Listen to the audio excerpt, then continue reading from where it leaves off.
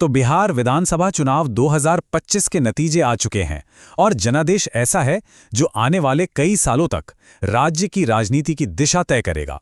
चलिए मिलकर समझते हैं इस ऐतिहासिक नतीजे के पीछे की पूरी कहानी।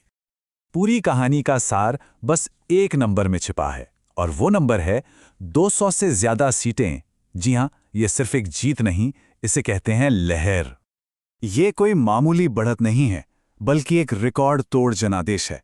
एक ऐसा फैसला जो बिहार के राजनीतिक समीकरणों को पूरी तरह से बदलने की ताकत रखता है। तो सवाल यह है कि ये बदलाव आया कैसे। सबसे पहले तो ये समझना होगा कि ये जीत महज एक चुनावी नतीजा नहीं है, ये एक बहुत बड़ा पॉलिटिकल शिफ्ट है। एनडीए की ये ऐतिहासिक जीत बिहार से कहीं आगे एक राष्ट्रीय संदेश दे रही है। तो फिर इस प्रचंड जीत के पीछे आखिर वजहें क्या थीं? वो कौन से फैक्टर्स थे जिन्होंने नतीजों को इतना एक तरफा बना दिया? देखिए, इस जीत के केंद्र में खास रणनीति रही जिसे MY फॉर्मूला कहा जा रहा है।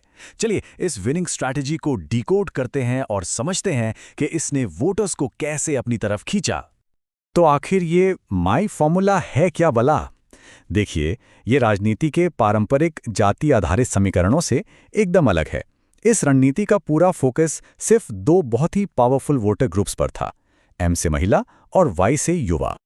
और ये कोई छोटे मोटे ग्रुप्स नहीं हैं। महिला और युवा वोटर्स मिलकर बिहार के वोट बैंक का एक बहुत बड़ा और निर्णायक हिस्सा बनाते हैं।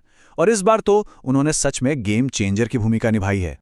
और यहीं पर दोनों खेमों की कहानी बिल्कुल अलग हो जाती है। एक तरफ जहां एनडीए ने महिला और युवा वोटरों को साधने में पूरी कामयाबी हासिल की, वहीं दूसरी तरफ विपक्ष इन दो सबसे महत्वपूर्ण वर्गों का भरोसा जीतने में कह सकते हैं नाकाम रहा। अच्छा, इस राजनीतिक रणनीति के अलावा इस चुनाव ने हमारी लोकतांत्रिक प्रक्रिया के लिहाज से भी कुछ नए स्टैंडर्ड सेट किए हैं, खासकर अगर हम वोटर टर्नआउट और सुरक्षा की बात करें तो। इस चुनाव में एक और रिकॉर्ड बना, लगभग 67% मतदान। ये आंकड़ा अपने आप में बहुत कुछ कहता है।